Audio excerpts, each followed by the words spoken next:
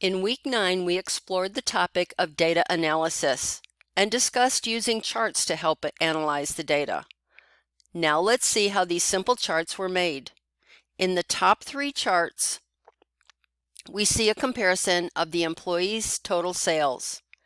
The first type of chart we see is a column chart, and one of the most used types of visual aids used for comparison. To create this chart, we begin on sheet 1, and we select the employees, including the employee label. Next, we want the total sales range. In order to select 2 separate ranges, we hold our Control key down on our keyboard and select the second range.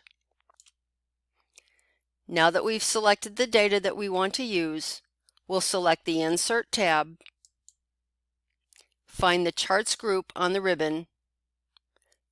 Let's select the down arrow next to the column type charts, and as we roll our mouse across the different options, we'll see what each of the charts would look like if we choose that option. Let's just select option 1.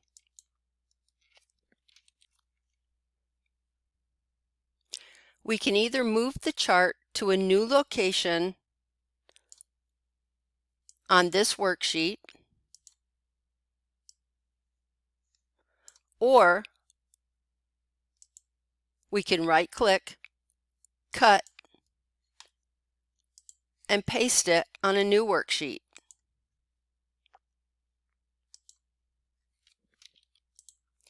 When the chart is selected, we notice on our tabs we have 2 new menus, Chart Design and Format.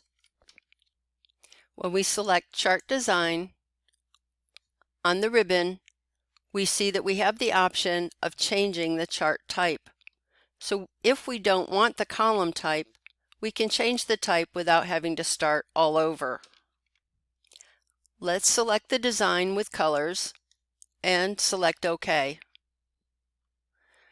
When this new design was selected, the chart title was moved to the bottom, and we've lost our legend. To be able to put the legend of the employees back, we select the plus symbol, and our chart elements options pop up.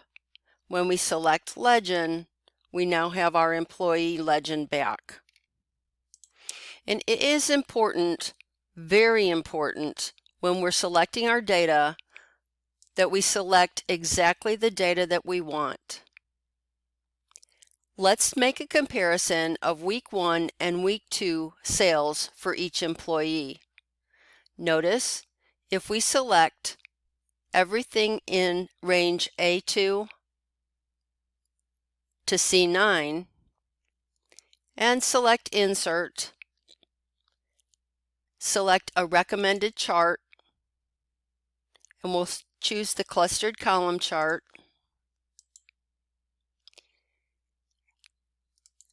We'll cut that and put it on our next page.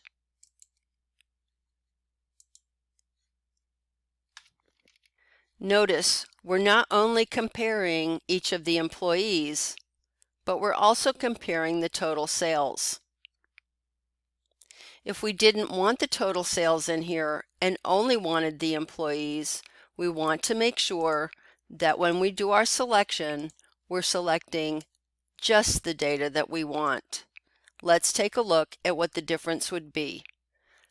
Again, select what you want, Insert, we'll select a clustered column chart and select OK. Right-click, cut, next sheet, and paste. Now we have a true picture of what just the employee comparison looks like without the total sales skewing the picture. Notice when it came over, we get this real ambiguous chart title. It means nothing and looks very unprofessional. We have 2 options.